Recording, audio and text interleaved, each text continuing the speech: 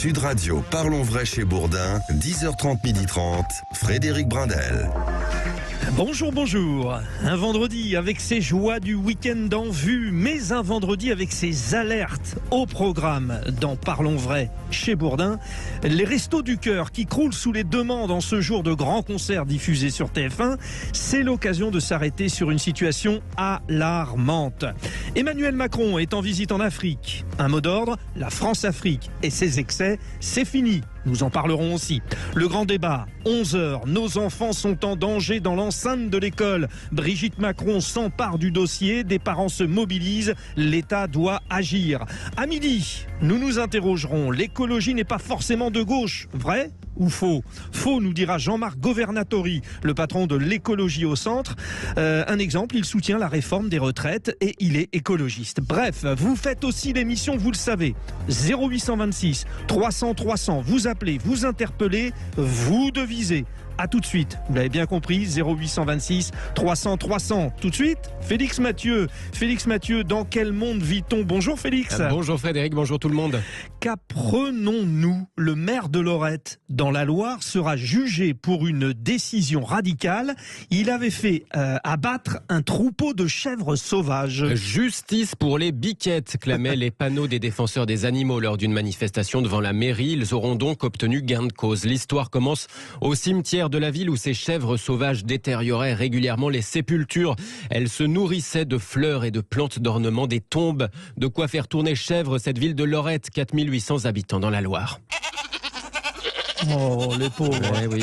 Le maire avait même invité les promeneurs à éviter le secteur du cimetière 2 dimanches consécutifs en décembre 2021 avant finalement de choisir cette méthode forte, l'abattage au fusil de chasse. L'émotion avait conduit plusieurs associations comme la SPA à organiser une opération de sauvetage des chèvres et du bouc survivant puis à se constituer partie civile. Le procureur de Saint-Étienne vient donc de l'annoncer.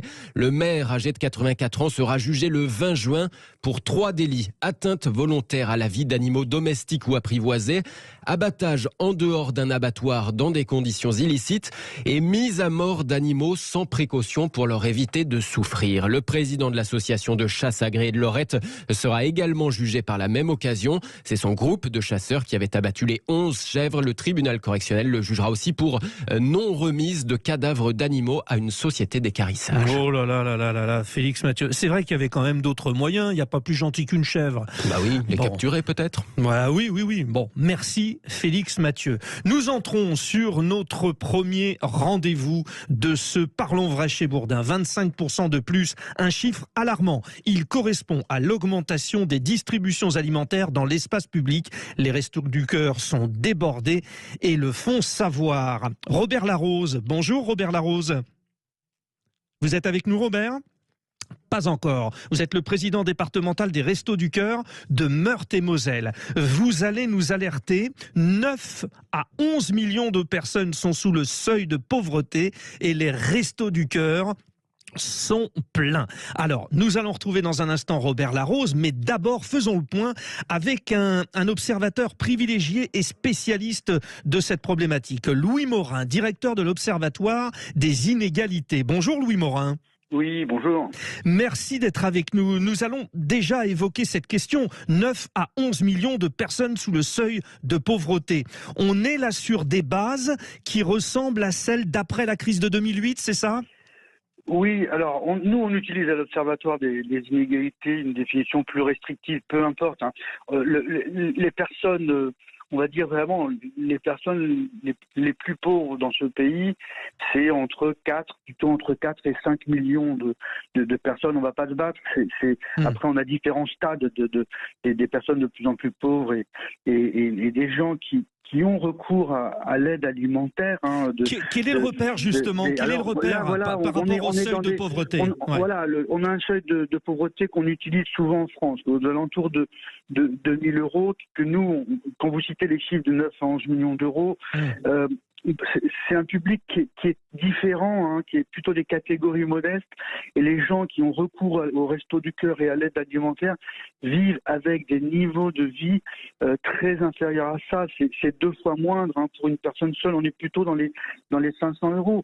Il y a toute une partie de la France aujourd'hui qui vit vraiment avec de très graves difficultés, hein. Quand aujourd'hui certains sont au soleil, au ski, il y a vraiment des millions de personnes, peut-être pas 10 millions, il ne faut pas tant exagérer les choses, mais qui ont des difficultés pour accéder à des biens essentiels. Donc là, effectivement, on parle d'un seuil de pauvreté. Alors, il y a plusieurs catégories. Oui. Déjà, est-ce qu'on peut dire que sur cette population, nous avons des gens qui, sur les derniers mois, sont venus grossir ce chiffre, ou est-ce que ça a été progressif? Est-ce que finalement, ce sont par exemple les effets de l'inflation récente?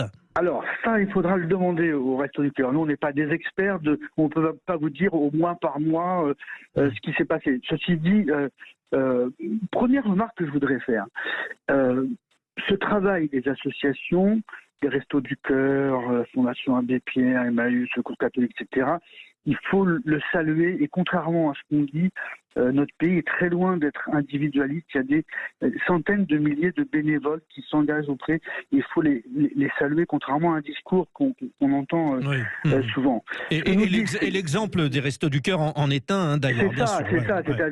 C'est remarquable. C'est un travail remarquable et qui contredit bien les discours sur les Français sont des individualistes, etc. C'est une parenthèse. Ce que nous disent ces données, c'est ils voient une hausse supérieure à 20%, parfois 25% dans la rue. Alors, pendant la crise de 2020, on pouvait se dire, là, il y a des moyens qui ont été donnés supplémentaires, donc les gens qui ne peuvent pas travailler vont avoir recours à ces associations. Là, c'est plus le cas. Oui, maintenant, c'est sans filet. Alors là, il y a un mystère. C'est-à-dire qu'on nous dit que d'un côté, le chômage diminue, et on s'aperçoit que de l'autre côté, on a un nombre croissant de personnes qui ont recours à l'aide alimentaire. Alors, justement, très important ce que vous dites là, Louis Morin. Est-ce que parmi les personnes qui ont recours à cette aide alimentaire, il y a des gens qui ont un travail ? Alors évidemment, c'est ce que nous dit aujourd'hui les Restos du Cœur, et ce que nous disent d'autres associations auparavant. Comment on peut essayer de comprendre ce mystère entre la baisse du chômage et de l'autre côté des gens qui ont recours à l'alimentaire? C'est que l'inflation dont on parle est une moyenne qui s'applique à l'ensemble de la France, mais il y a toute une partie des personnes, et notamment qui travaillent pour des très bas salaires, qui vont avoir un renchérissement de certains biens comme les biens alimentaires. Et encore, on nous dit que dans les semaines qui viennent, il va y avoir encore une progression de l'ordre de 10%. Voilà, ça c'est l'alimentaire, mais pas que. L'alimentaire, mais pas que. Les personnes qui doivent prendre leur voiture pour aller travailler et faire des kilomètres voient ça aussi. Toutes les personnes qui vivent dans des logements qui sont extrêmement mal isolés subissent des coûts de l'énergie considérable. Et donc, sans compter, vous parlez des appartements, le coût des loyers, en fait. Bref, tout coûte cher. Et cette présence, d'ailleurs, de personnes en difficulté, elle est visible. D'ailleurs, vous, les auditeurs de Sud Radio, n'hésitez pas à nous faire part de votre ressenti aussi, au 0826 300 300. Louis Morin, restez bien avec nous. Nous avons Robert Larose, le président départemental des Restos du Cœur de la Meurthe-et-Moselle. Bon, on va vers Nancy, là. Bonjour, Robert Larose. Bonjour à tous. Bon, vous avez écouté, nous sommes en discussion avec Louis Morin, qui évidemment nous a porté son regard, son expertise. Aujourd'hui, c'est un peu particulier. Les Enfoirés font leur concert. Enfin, le concert a déjà été enregistré, mais c'est ce soir sur TF1. C'est important pour vous, c'est l'occasion de dire attention, la situation pour nous est limite gérable. C'est ça l'idée. Eh bien, écoutez, les Enfoirés, depuis des années, nous aident beaucoup, déjà pour l'image de marque des restos, encourager la solidarité, puis aussi par les recettes directes, quand on a la chance d'avoir quitté le Covid, où les spectateurs apportent leur contribution financière, et ce qui n'est pas négligeable pour notre association. Bon, vous nous confirmez, il y a de plus en plus de monde qui vient au Resto du Cœur, et vous avez besoin de plus en plus d'équipes, mais aussi de vivres. Voilà, alors je confirme les chiffres nationaux, c'est 20% de plus, en Meurthe-et-Moselle également. Ouais. Quand on regarde les repas que nous distribuons depuis l'été dernier, c'est 26% de plus que les 12 mois précédents. Été plus hiver, donc effectivement pour un département comme le nôtre, ça avoisine les 2000 tonnes d'aide alimentaire, donc il faut bien les trouver, soit les acheter, soit avoir des dons, soit avoir des subventions, etc., etc.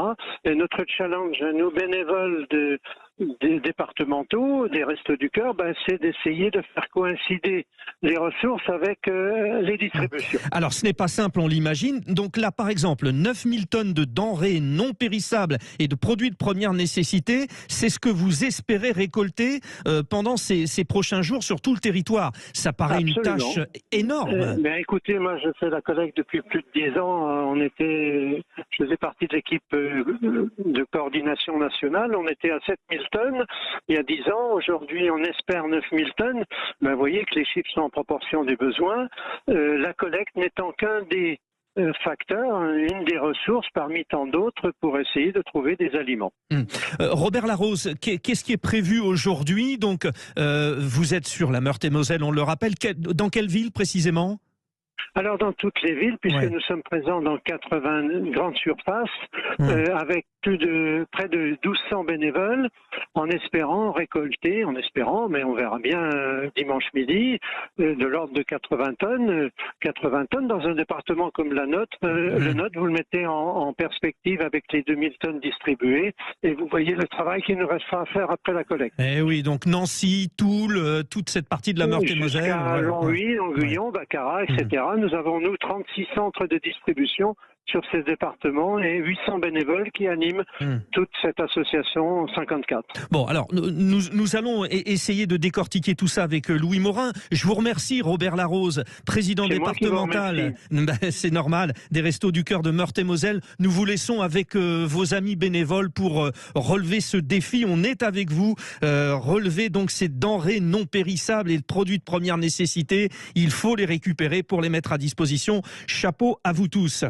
Louis Morin, on entend bien qu'il y a plusieurs problématiques, c'est-à-dire que aujourd'hui, cette pauvreté, elle est confrontée puissance 10 à toutes les problématiques de la société. Mais oui, c'est des personnes qui sont dans un système global. On a commencé à en parler, les difficultés d'emploi, les difficultés de logement, les difficultés d'éducation. On sait qu'on est un système éducatif qui favorise les enfants des catégories favorisées, et donc du coup ça va se reproduire dans le temps. Les difficultés familiales, il faudrait parler des difficultés des mères de famille monoparentales avec des enfants pour qui la situation est souvent extrêmement complexe. Et tout ça forme un ensemble d'inégalités et de fractures qui se constituent et qui font qu'une partie de la population française. Alors cette population française, justement, parlons-en. Bon, les éditeurs de Sud Radio, vous pouvez d'ailleurs intervenir 0826 300 300 sur votre vécu au quotidien, ce que vous voyez de l'évolution de ces inégalités. Louis Morin, inégalités aussi sur le territoire. Est-ce que on est plus en proie à la problématique de pauvreté dans certaines régions que d'autres? Non, alors ce qu'il faut jamais oublier, c'est que la plus grande partie, l'immense majorité des pauvres vivent dans les grandes villes de tous les territoires de la France, y compris dans Paris, contrairement à ce qu'on dit parfois, Paris, ville bourgeoise, etc. Il suffit d'aller voir les arrondissements du nord-est parisien, on comprend tout de suite, et ne pas oublier que chacun de ces arrondissements, de l'ordre de 200 000 habitants, sont l'équivalent d'une grande ville de province. Donc la pauvreté... Accessoirement, en tout cas, Paris, elle est visible, que ce soit Porte de la Chapelle, par exemple, etc. Mais même beaucoup plus près du centre. Ça, c'est un premier point. Le deuxième point, c'est que évidemment, parce que c'est là qu'il y a la plus grande population, au nom de ça, évidemment qu'il ne faut pas oublier la pauvreté qui est partout, qui peut être en milieu rural. Il y a notamment en milieu rural une pauvreté de personnes âgées qui est structurelle, c'est-à-dire qu'on a fait beaucoup dans ce pays pour les personnes âgées, mais il en reste, il n'empêche pas qu'il y ait des personnes âgées démunies pour qui les chances de voir leur sort changer sont très faibles. Alors ça, c'est un point important, c'est-à-dire que au nom de, il y a plus de pauvres dans les grandes villes, faut pas oublier les pauvres qui se situent ailleurs. Et puis il y a aussi, faut pas l'oublier, des personnes qui ne se situent pas en dessous du seuil de pauvreté, mais des couches moyennes de la France qu'on va retrouver aussi bien en ville que dans le périurbain, dans l'habitat pavillonnaire. Il y a différentes formes d'habitat pavillonnaire, mais de populations moyennes qui sont fragilisées, qui ne vivent pas du tout comme les classes moyennes dont on parle souvent. Par la situation du moment, Et voilà, et qui peuvent se basculer, qui ont au moins la crainte, alors à tort ou à raison, mais parfois à raison, de basculer, de redescendre l'ascenseur social. Et pour ces catégories-là, il y a des tensions très fortes. Et là aussi, épée de Damoclès, effectivement, cette épée de Damoclès. Bon, Louis Morin, merci beaucoup. C'était très clair. Directeur de l'Observatoire des inégalités. Je le rappelle, ce soir sur TF1, le concert des Enfoirés. Et puis, mobilisez-vous, donnez un petit coup de main au Resto du Cœur. C'est de la solidarité, mais comme Louis Morin nous l'a rappelé, nous sommes, les Français aussi, quand même solidaires. Prouvez-le, 0826 300 300. Dites-nous ce que vous faites au quotidien. On va avoir besoin aussi de votre point de vue dans un instant sur la visite d'Emmanuel Macron sur le continent africain. Nous sommes avec vous. À tout de suite.